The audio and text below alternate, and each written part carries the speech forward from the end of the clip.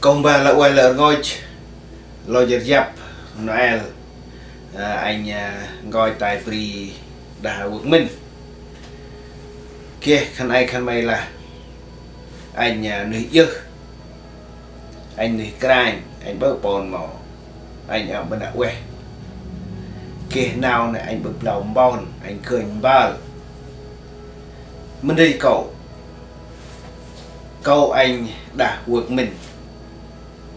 anh gọi cho nay ý tôi vượt mình đã ảnh bậy được anh bước ghét ra chỉ nuôi bước ghét ra là mình đưa hai cây chuối nào tầm gì đấy hai bước ghét kia nào mi ăn tầm bàn anh tầm bàn đông ý chân tôi tam bị chơi bị dụ khăn mày ẹt bơ hơi bộ tật lỗi kít khăn mày tầm bàn đông và kít mày ẹt đồng cam anh bật đông và tam bị chơi bị dụ bị trọ bị tango bị pu bị to ruồi miền ẹt miền Bắc thâu tóm miền Nam 30 tháng 4 năm 1975 thì bởi 30 tháng 4 này chỉ hoàn toàn cả nước Việt Nam giải phóng miền Nam. Quảng Đức hay Tây Nguyên hay là Khe Pe lại khẩn ý đại hôm lại một mình chọ hôm Tây Nguyên hay Đà Nông hay Khe Pe 17 tháng 3 năm 75 là phát súng đầu tiên tại Đắk Lắk ngày 17 tháng 3 lịch sử chị ngày 17 tháng 3 hoặc tâm Khe Pe này tâm Khe Pe Khe Pon này tâm ở đây lại quận mình chọ hôm Khe Pe Khe Pon mới hiền phụ nòng này Khe Pe Khe Pon chỉ hiền đeo Brian Hen này môi lư cờ là ban chủ tại Hà Nam tại giọt là tại nông tắt là hồ trung tâm tắt là bệnh viện tình hợi đồ tắt là trường nội trú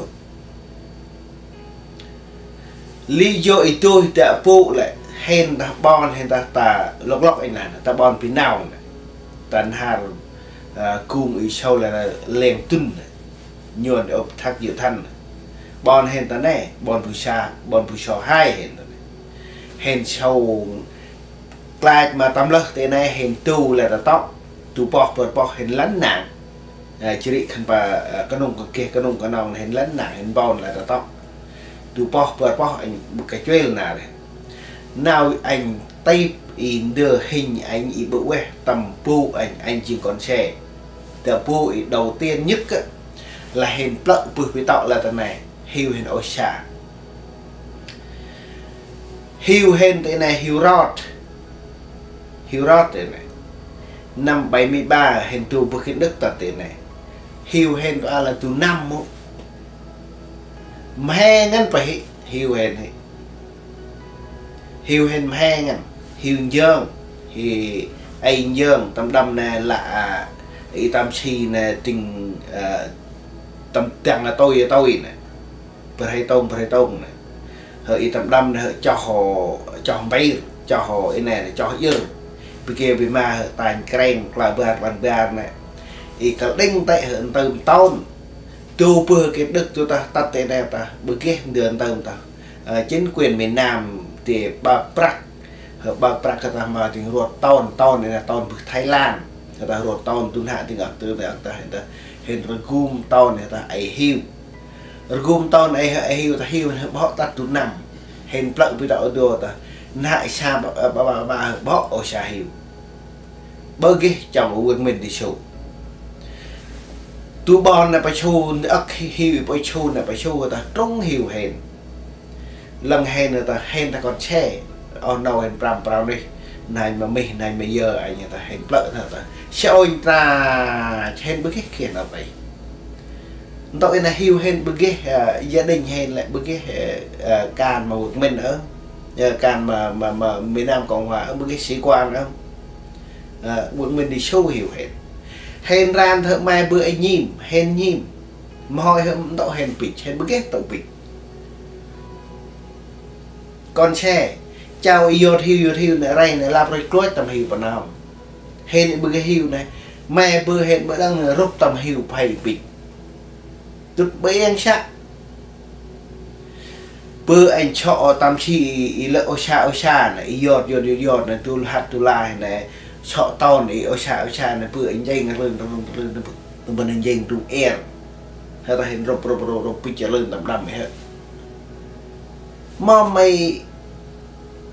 việc mình thì ăn đợi hết mà còn share thì mày bơ cả kít mày ngồi nhé ý tạ bộ là tức là anh riêng ba mắt tầm mấp đầu việc mình là hiểu hiện ở xa hình ảnh đầu tiên nhất khi mà mày nà tạ bộ tầm mấp đầu việc mình ý đi mày tầm mấp đầu việc mình tạ bộ tạ lê ra ăn hèm ác ăn bạc kho bạc ào mà là nhục chừng nhục tì kia tôi nên làm ác tu đây từ ngồi nhé đó là này chỉ là năm 75 rồi này tháng 3 rồi này tháng 3 rồi này năm 75 ta coi ta ray brida không mấy năm ư ta hèn ta ray thì tổ tiểu quen này ta bọn đập lao thì hơn là bị đập này hèn ray thế này lệ từ bọn thốt ba hèn tạm là ray amar buổi thế này năm 76 77 3 năm hèn âm đi tu vơ khăn mày là tu là đắc tất ta ray thì là được tu hết bởi tu lầm hình ảnh thứ nhất là phải show hill nhé 3 năm cái năm 77 năm qua chuyện qua là tầm cộp tòn tuần hạ tiếng ấp tiếng lơ tầm cộp tòn kia ai tôi lơ hiểu bún kalau vô cái này ta kia như bún bọn thôn mót hên tệ này hên thôn mót ốc là tắt năm po chữ po lại chính việc mình này và tăng tòn lơ tình như bún hên ta bộ việc mình đang tạo ít đa rồi mà tao đang ít tòn và đang le đinh đời ta phụ bùn brai nhạt ngọt và là bước lưỡi đồn hình khăn mày bom chор bẩn hả quay oi đang và tao ít tòn hả bơ hay là tên là ở lạc tiêu mà mua người chừng là bơm oi và ít tòn hả và tao lơ đợi tòn ít đa rồi ít chưa đồng người phải vô lợn thì phải vô ai phải vô lệnh từ ấy nhiệt buồn hay phải ai quy ban xã là quy ban xã Quảng Tân này nhá ba nhé đưa bạn tầm nào minh ảnh bự quẹt ba đây nhé đây pe tắt năm một turban trên riêng Portuguese anh đang học chữ ba hờ kia hè này vừa huyện đã nông này phải sâu các trường hờ và tay anh ta tầm vườn là bảo uyên anh là mom nào phải bảo đào bước anh ấy cái năm mà chưa được ngồi năm một và quen anh phải sẽ học trường này tốt anh học lớp 2 anh ấy chưa được ngồi năm ấy hả khăn này thầy hiệu trường ấy được cung còn xe tầm năm chết bay chết po năm khăn mày âm tầm hiu đó khăn lạc cả đấy hả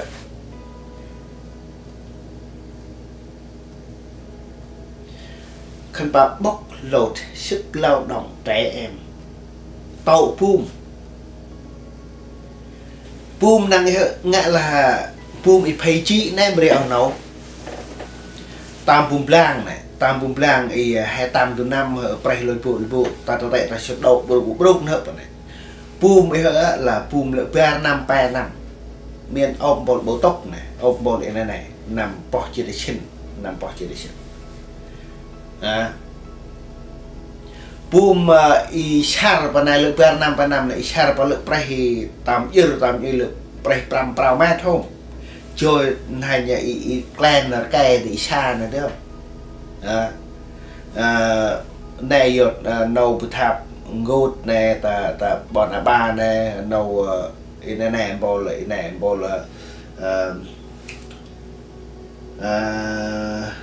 này này cái năm đây candy này không mấy ông bỏ lên khăn ta lực quăng oi chỉ bay chỉ 4 năm thăm bơ mà anh ta chỉ ngồi năm mà cái yên phải cho tàu pum mày sao tôi hay tàu tụi nào đã bao cái khí này yột bên nam này khâu điều xuân hồng á tiếng hơn đôi anh mình mày gọi là rich anh mày tao bùm bực kít là bực có cốc ôm đó bực có cốc ôm bực mà tôi ôm sâu cho thà bực này ray hết ngã là sau này mẹ thì bữa thì sau này anh thì là cái đó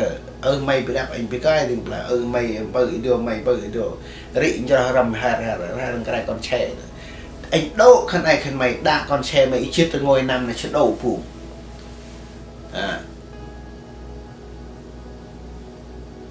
hồi là một khăn mày lụt đẹp mắt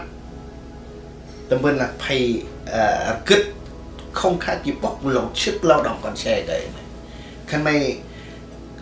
dối khăn mày đã con xe mày chết từ ngôi chết từ ngôi năm này anh bóc lọ tu nào mà hên tàu buông hay bứt tàu tu na mày ấy tàu tu bóc bứt bứt lắm cho quài buông mày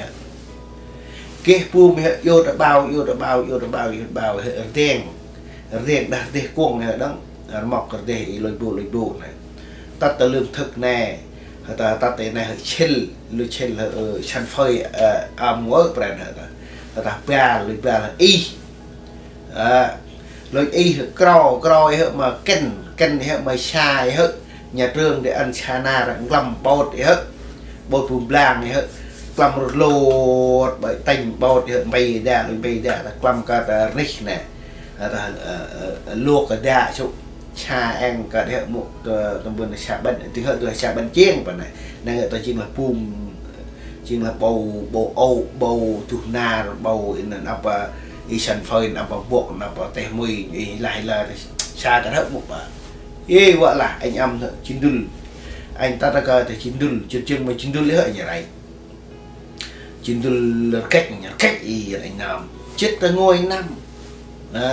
tu tạo nhé ba ở xã hiu ngôi này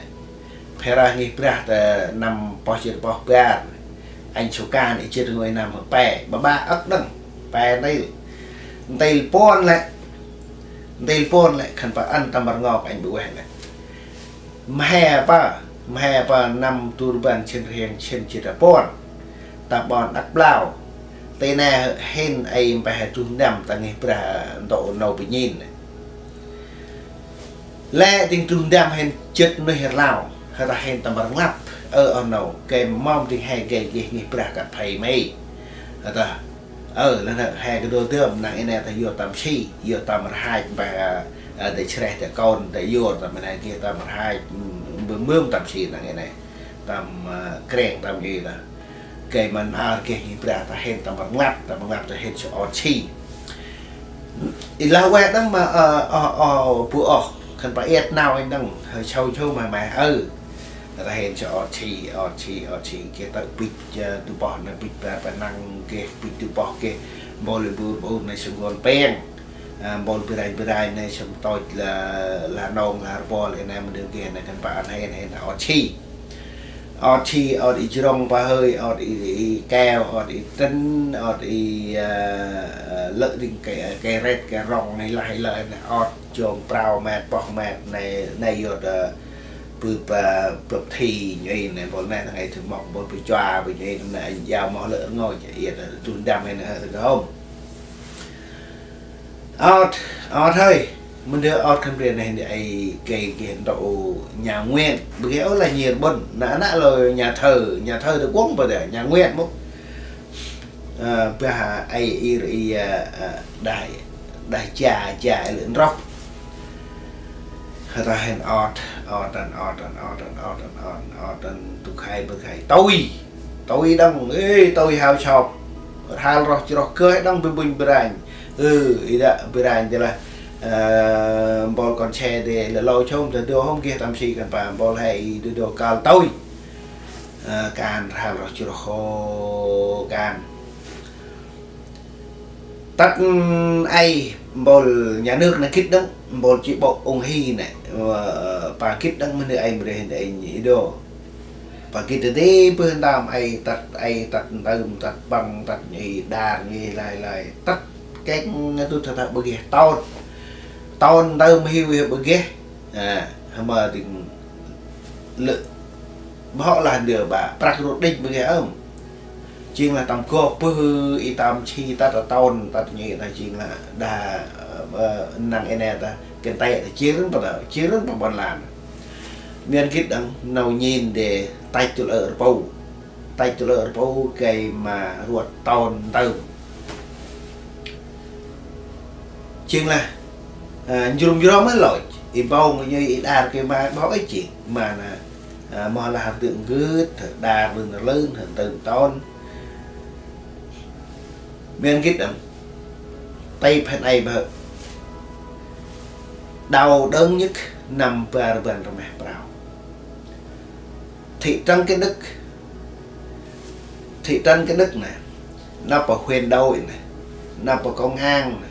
nó vào tòa án này nó vào du kích này nó mà lỡ tất cả cái ban ngành bí thư chủ tịch công an trưởng huyện đội gì này và yêu tu bộ gì và yêu tu bộ gì bánh trông bị đạp vậy này mà phải chọn bộ lý bài bọn trực này bộ lý công an là bảo vệ hàng rào bảo vệ vào ngoài bộ lý có chức quyền bảo vệ vào ngoài bộ lý du kích bộ lý thanh niên bộ lý đội đẹp là mà ra nhiều bọn này rất chi ngót và tàn chứ có ai yêu cái này chứ có anh bởi chi mấy giờ lại này hèn nam khốt tệ ha rồi tiền này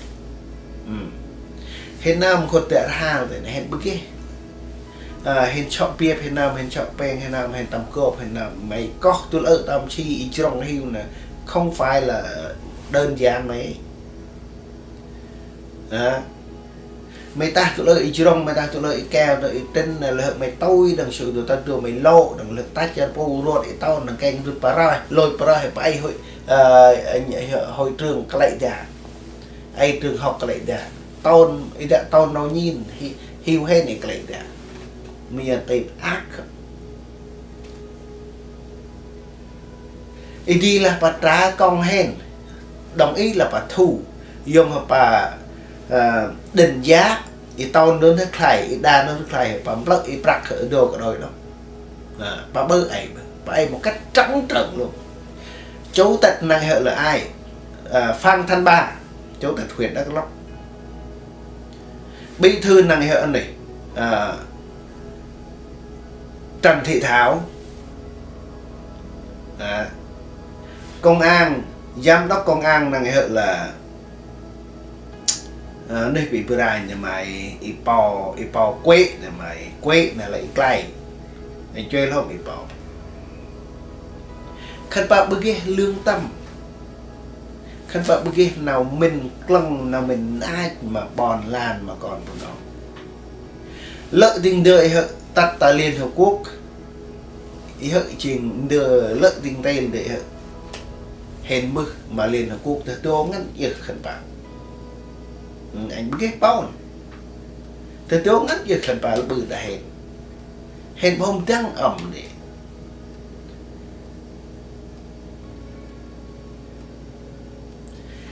ý hơi anh gọi nhớ tưởng bởi sự kiện mà nằm vào tưởng nằm bỏ chết pram mất kia nằm bỏ chết bỏ mất kia nằm bỏ chết trên mất kia nằm trên chết ở prao mà kia anh gọi pon ý hơi là nguyên nhân cái lý do mà mò anh đây anh phản đối đã vượt mình này chỉ là đợi và khan tầm nó mình anh bực và bực kia tầm rung và bực kia tầm nhòn thì là và bực kia ăn đợi thân thiện đã hệ và bực kia ăn được thân thiện đấy chính họ không đã gieo những cái ác những cái những hình ảnh mà ác cảm tầm hệ anh biết cái rài nuôi mấy anh biết cái đời cài mấy là anh biết mong là anh đầy mấy tim mình là mong là anh phản ứng mấy mong là anh phản đối mong là anh chống đà chủ tịch bí thư khăn mày can với mong là anh lạc được mấy giờ là mặt anh nam tí biết cái này bữa mắt anh nam tây anh nam can hiu hay này Europe nó khăn là rong hiu hay này câu chu là hiu hay này hay ray kênh tôi thành pít tắm tè ngập ta lại đây bực nào tới mình làm để điêu nhưng mà anh đây cái mà ai nuôi em ai nuôi em cái khăn ai khăn mày kia tập bẹn khăn mày kia tập bẹn âm này nhon ăn khăn mày cà chua cà phê cà đôi khăn bà leo hạt cà rô cây cà đôi bánh khăn ai khăn mày nào quét nhon hay bực ghê quẹt mình tốt quét quẹt mình leo hèn hành du lịch leo hèn nghẹn ranh leo hèn hạt cà rô cây leo hèn nhậu xào buổi cho mỗi sáng giờ thì quẹt mình tăng khăn mày nào tăng khăn mày nào anh là quê nó ai hôm ức nào anh gọi pri tu cơ được để đấy cái đồ được anh nào gọi pri cái đồ anh gây khả năng kỹ thuật băng anh bước cái hình ra mà diên câu tầm dây đèn tầm là anh cho nó giúp anh gọi pri đây cái thôi anh cho nó quay lửa ngồi bò he làm mình bò he kia nào đồng băng anh như giờ nó đây bye bye